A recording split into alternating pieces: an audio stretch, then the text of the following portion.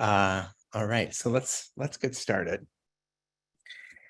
So if you'd like to just go right into the sit and just begin practicing a little bit together. So if you want to find a posture that is good for you, that is dignified and upright, or if you need to be lying down, whatever is going to allow air to flow, allow you to be awake and present.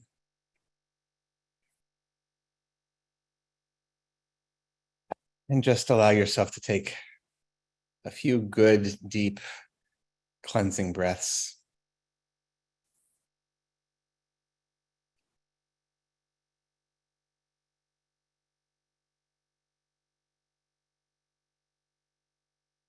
With each breath, just allow yourself to arrive a little bit more fully.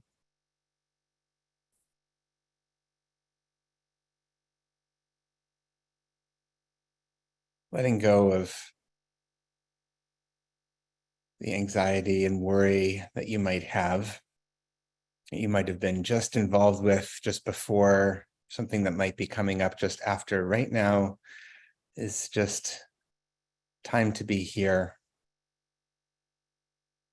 to be in this moment, nowhere else to be, nothing else to do.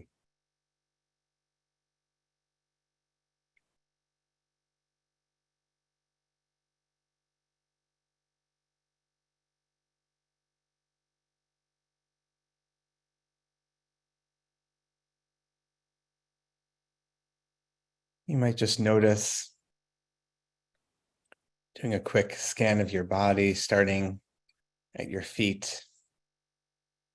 If you're sitting, how they're supporting you, grounding us into the earth.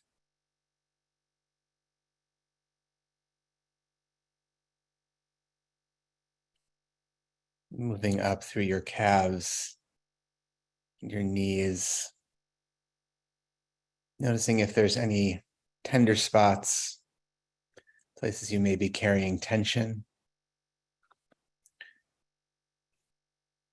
Just to bring a little softness to them.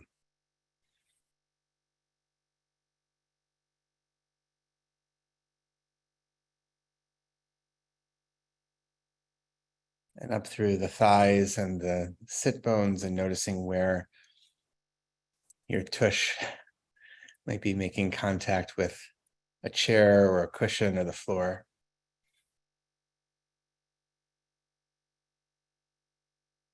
And again, feeling the support of the earth or the chair rising to greet you and support you.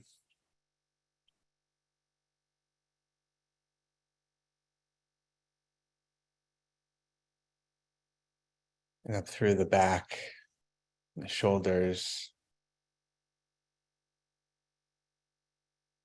Noticing if there's tension, just bringing some softness and tenderness to that.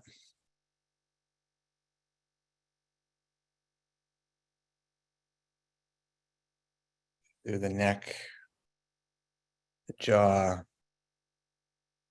around the mouth, the nose, around your eyes and your eyebrows and forehead, just trying to bring calm,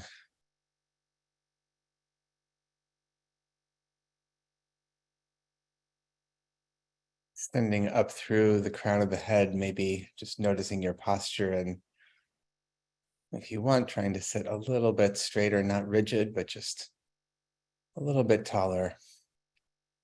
Imagining maybe the tefillin,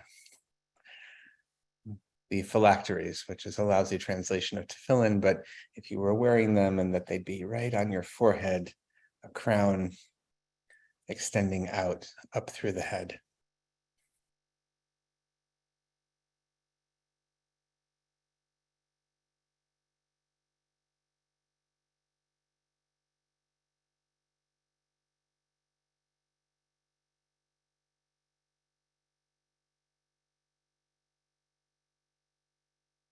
You want to stay in your meditation with your eyes closed if they're closed, or however you're welcome to do so. I'm just going to offer a little teaching and kavanah, excuse me,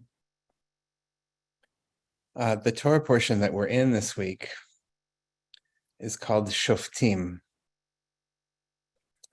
which is also the name of the seventh book of the Bible, translated as Judges. And it's devoted in some ways to judgment, cultivating good judgments, an opportunity for us to reflect on what good judgment is. And I talked about on my podcast this week, one of the challenges in the English language is that the word judgment and the word judgmentalism are so close. And there's a bit of creepage that I've noticed in recent years where the negative aspects of judgmentalism, meaning that there's a negative attitude that comes with it, that's crept over to the word judgment itself. I don't want to judge. Who are you to judge me? But what we seek to do, what we seek to cultivate with a mindfulness practice is good judgment.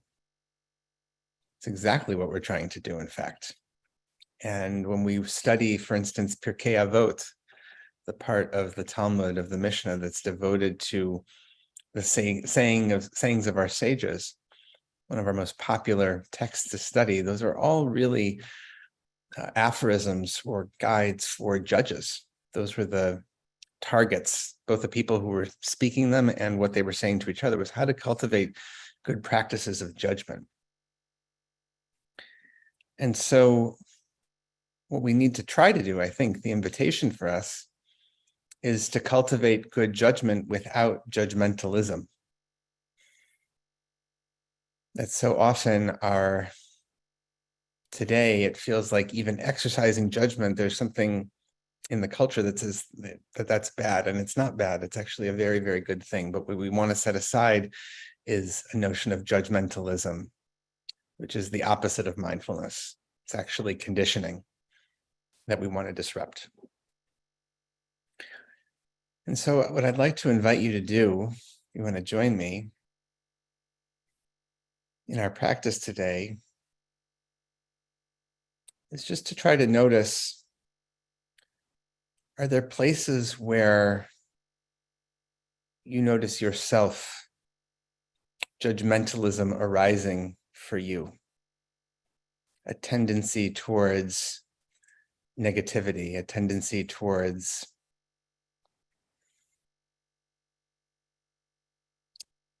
prejudicial labeling. Maybe a tendency towards imagining that another person is a failed version of you subconsciously, or maybe a tendency towards imagining that they're not capable of tshuva.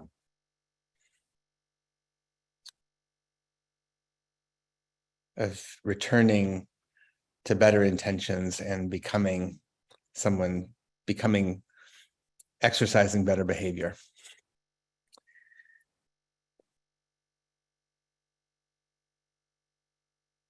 Just try to notice for yourself, are there people, are there ideas, are there aspects of yourself towards which you carry judgmentalism?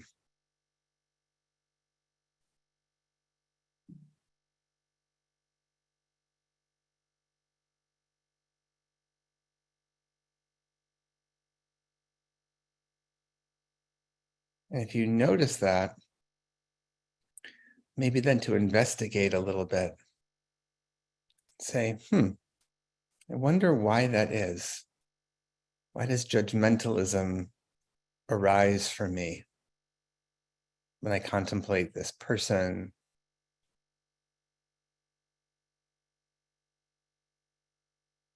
when I contemplate this group of people?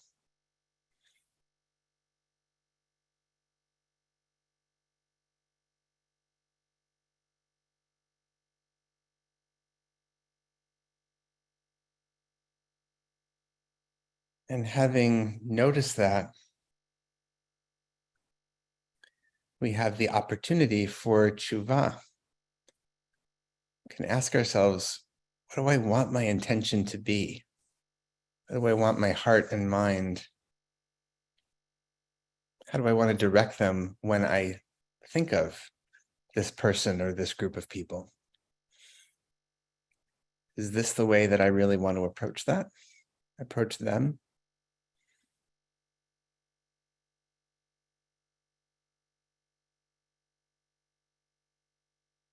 Could I make a different decision?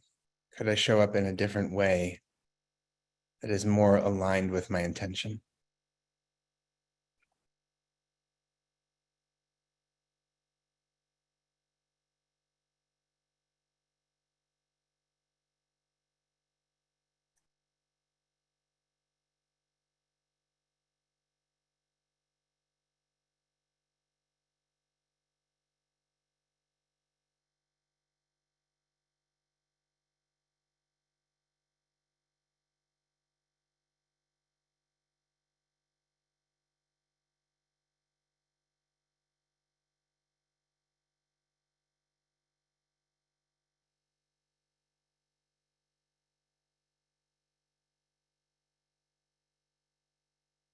Maybe notice, is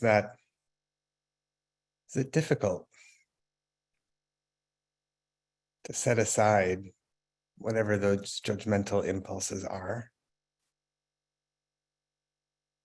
How does it feel? Is it pleasant? Is it unpleasant?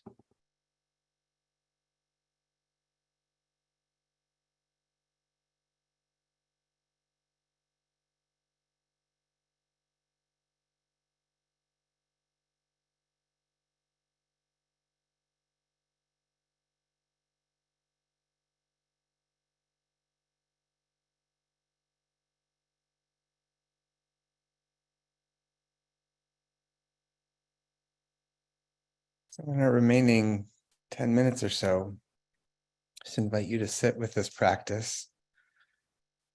Maybe bring someone new to mind,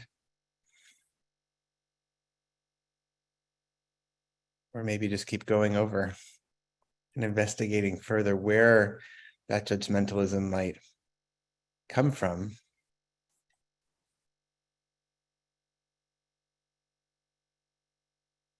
See if you can steer back towards your intention of exercising better judgment without the judgmentalism.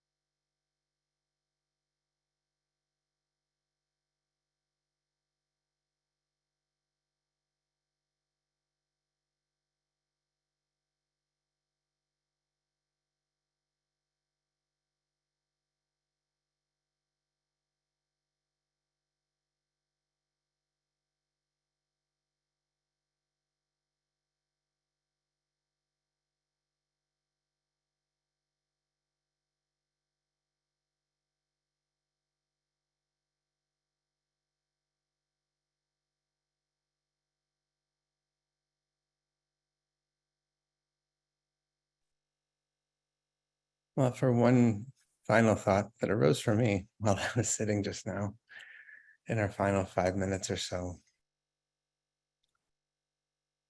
there's a beautiful line in the Tanakh, in the Bible, in the story of King Solomon when he becomes king and he's young. The Bible describes him as a young king who's succeeded his father David. And when God offers him, you can have whatever you want, power, riches, whatever, he asks for a lev shomea. He asks for a listening heart. And he actually asks for a lev shomea lishpot et ha'am harav hazeh, I think is the language, to judge this great people. And specifically, our listening heart, according to Shlomo HaMelech, King Solomon, in chapter 3 of the second book of Kings, the first book of Kings, is our listening heart is here in service of our ability to judge, lishpot, to make good judgments. So just in our last few minutes together, just to bring some softness to the heart.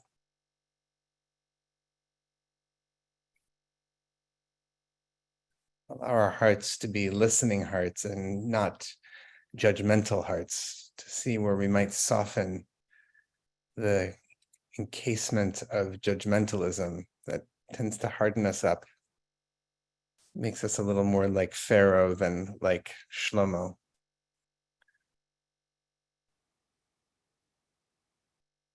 And as Solomon's name, Shlomo's name, suggests, that through that we might come to a greater sense of shlemut, of completeness, of wholeness, and shalom, of peace. Just in our last few minutes, to bring an intention of softening and developing and nurturing that listening heart, maybe even bringing our hands over our hearts.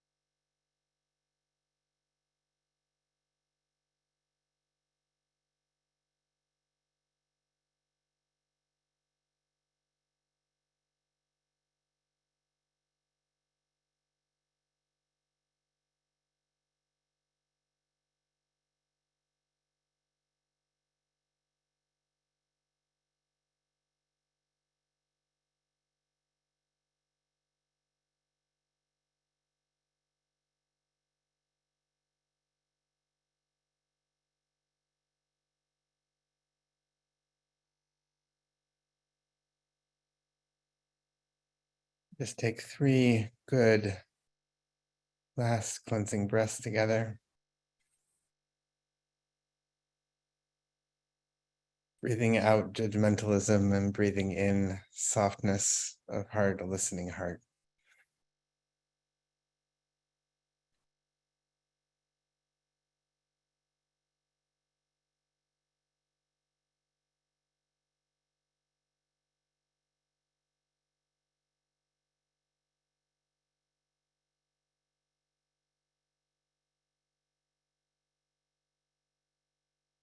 When you're ready, I'll invite you to open your eyes if they've been closed. Maybe just take a look around at the people if you could put yourself on gallery view. Just look around at the community who's here practicing together.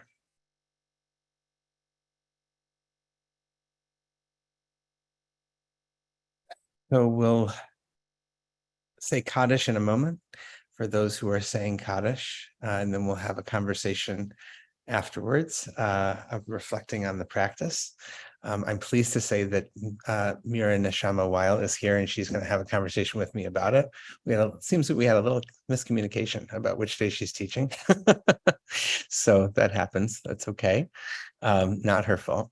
And so, but if you want to talk to Mira and me, stick around. Definitely want to talk to Mira. And in the meantime, we're going to say Kaddish. If you want to say include any names of anyone you are holding in mind or heart today as we say Kaddish, please. So folks have already started entering them in the chat. If you need to leave at this point, we wish you a tzedchem l'shalom, a farewell. But right now, Jet is going to put the text of Kaddish on, and you're welcome to unmute yourself and join me in reciting Kaddish. Yitkadal,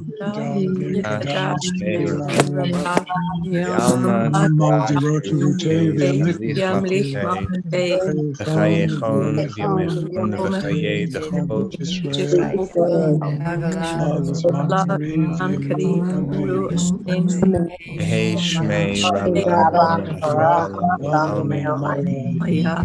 Itbarach Ishtabach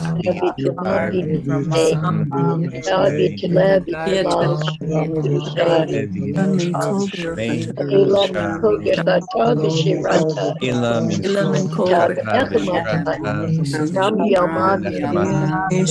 Randa Shlama Rabba Michmaya, Ishlama Rabba Mishmaya Shalom, Shalom Yalko Yisrael,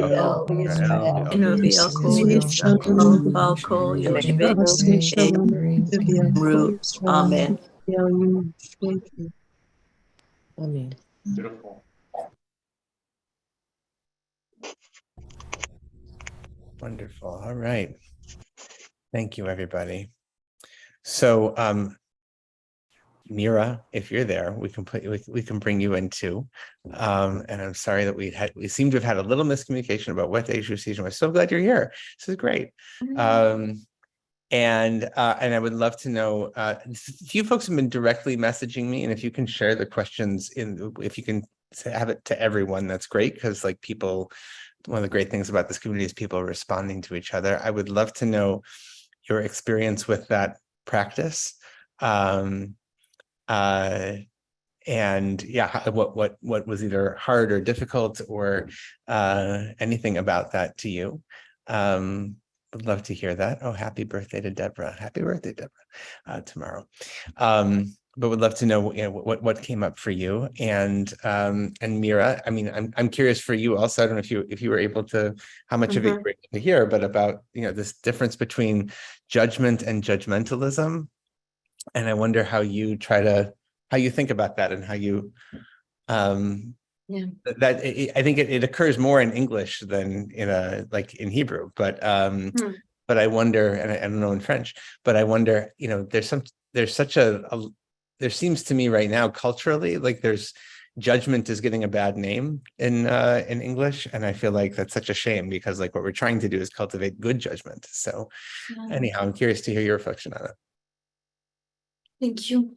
The first thing I want to say is, it's very embarrassing when you're a teacher to not show up. And I saw the email and I read today, are you going to join us today? I was like, what does it mean today? And I came, and, for us, it's Mamash Rosh Chodesh. The night just came now. So it's coming.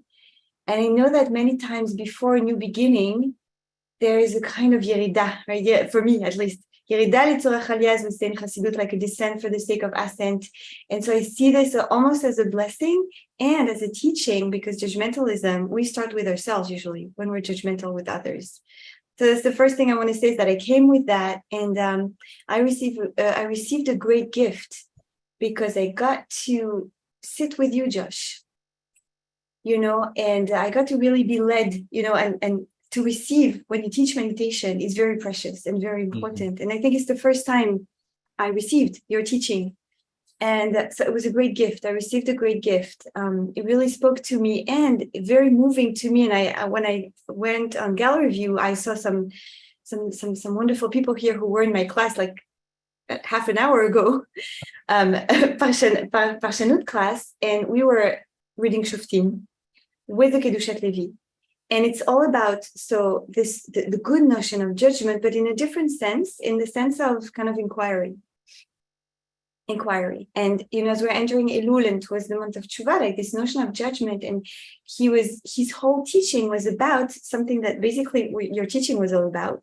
And in the terms of the Kedushat Levi, it was this very famous saying that we have, Ladun b'kav zchut, to judge each one from the place of merit, from that place of merit, which is a very demanding, if we're honest, spiritual practice. It's not easy when people annoy us and when we're right, like rightfully, and we're gonna invite ourselves to judge others from the side of merit, from this place of kind of chesed. And I really loved your invitation to bring in softness, like to see the judgment and to bring in softness. And I feel welcome in the month of Elul with that, with the kind of remembering that judgment is the beginning from, when we say tefillah, lehitpalel, is a form of self-assessment, self-judgment, but in the good sense, exactly this. Like if I want to know where I am, I need to do some cheshbon nefesh. And we're at the beginning of this now, in Elul, cheshbon nefesh, accounting of the soul. So that's the first thing I have to say. I really relate to the theme, and it resonated in a way that was surprising and funny and moving. Yeah. There's also, and there's been a lot of good questions always, or really conversation happening in the chat at the same time. As you said, it's not a simple thing, right? And a question about like, in charged moments, it looks like, Lori, it sounds like you're going through, a time when someone toward family who is struggling with the current passing of a loved one. How can I quickly soften my heart and refine my listening heart, putting aside recent insults by these family members, right? It's not a simple thing, and no one's asking anyone to, be a saint here, right? That's not necessarily the expectation. But also, recognizing, the practice is all the same at a certain point, right? It's recognizing, okay, what's arising? Where's that coming from? Is that how I want to behave? And then making a choice, right? Like there's a certain, and sometimes it's easier to do that than others. The reason we practice is so that in harder moments, we practice in the moments that aren't as hard, so that in the moments that are hard, we're hopefully changing our conditioning a little bit. But I think also, even in that, not being judgmental towards oneself for, what? Yeah, I got pissed off. One of my favorite stories to share that I may have shared before on this set is a couple of years ago, my oldest son, we discovered some bad behavior he was engaged in, and I was, my wife was in Israel, and my other kids were gone, and it was just me and him at home. And I texting my wife frantically, trying to figure out what are we going to do about this situation. And we finally figured some things out. And I went to him and I said, Jonah, I just have to say this to you. I am pissed. I am pissed at you for putting us in this situation. I am pissed at Mama for not being here right now. And I'm pissed at myself for feeling pissed. And he said to me, he said, Abba, you know what I think you really need to do right now? I think you need to go meditate.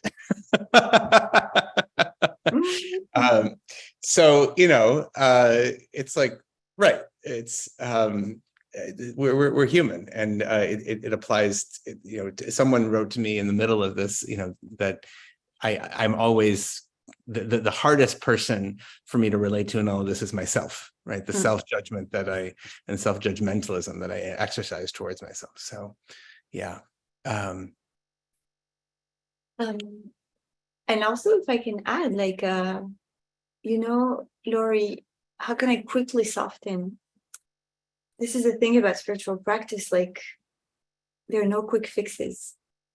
I'm sorry to say, like every time we're looking for quick relief, I think it's very natural and it's good to recognize that, there is a need for relief right now. I'm looking for relief and to honor that need, but also to kind of remember that actually we can't change things like this. We need processes, we need time. And when we're upset, when we're pissed, it's because we're hurt. And when we're hurt, that's the listening we need to put. When you say, how can I find again my listening heart? Well, maybe your listening heart needs to be turned right now to your feeling hurt. It's the first thing, just making space, being with this. And Colette says there's a time for each thing. When we're hurt, we're hurt. And that's what we need to listen to. That's where we need to soften. And then when we're calmer, when our son makes us laugh or something, then we're able to, but we don't control when that listening heart is up again on the deck, right? Yeah. The listening to what is happening, as Josh said at the beginning. I would just add that, Yeah. Beautiful. And I would also say, like, one of the other things about this season, Mira, you started to point us towards is, Rosh Hashanah is Yom Hadin, among its many names, right? The day of judgment.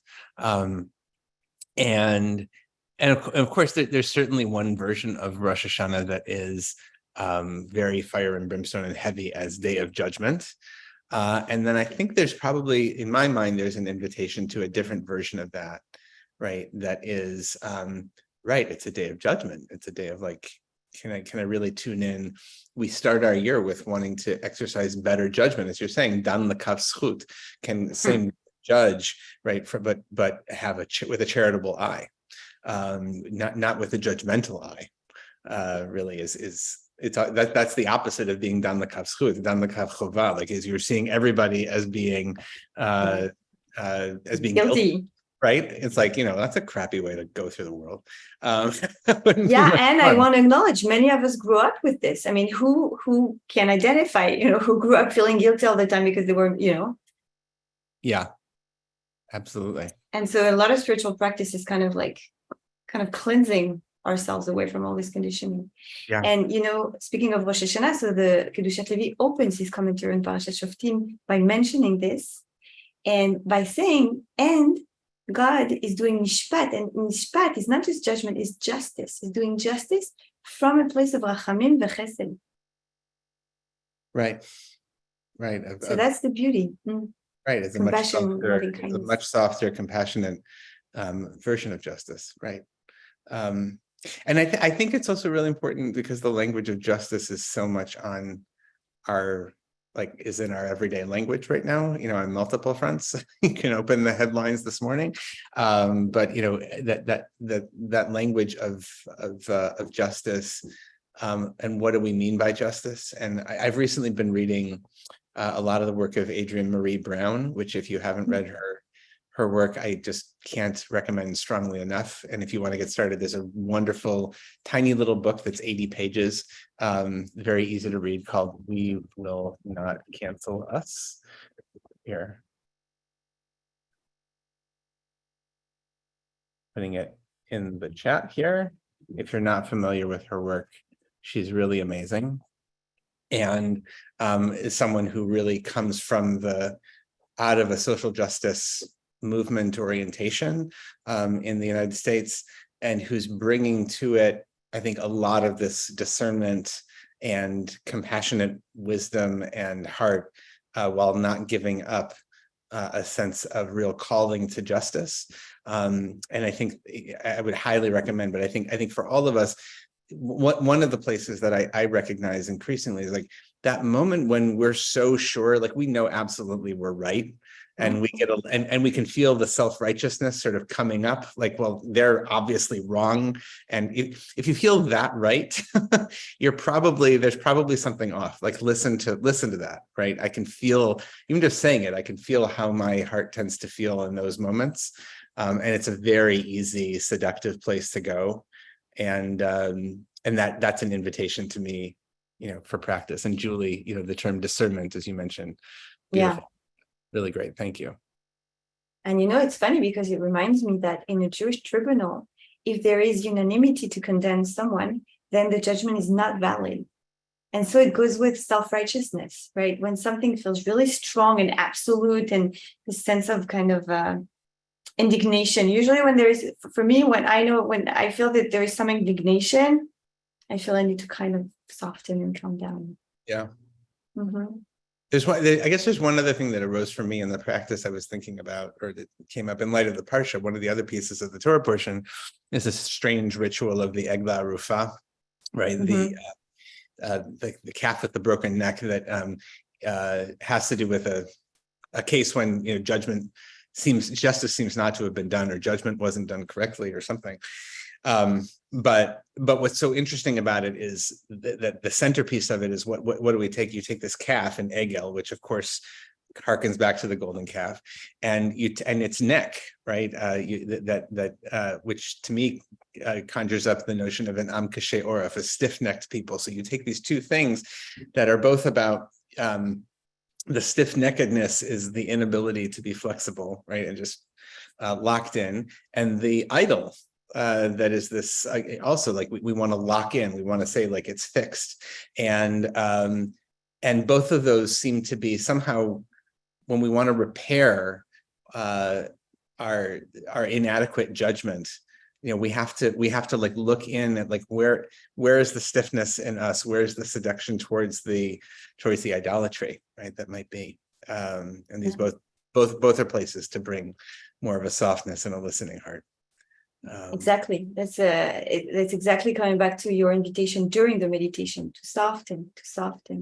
Mm-hmm. And I can say that living in Israel, I live in a country with a lot of opinions. Like, people are very, very strongly opinionated. And what I do is I listen to different, kind of sides. And I force myself to actually listen and to soften and to kind of question what is obvious to me, what kind of question. And this is practice. This is really practice, like actually being willing to be convinced, to change our mind on things that are so, to really, really listen.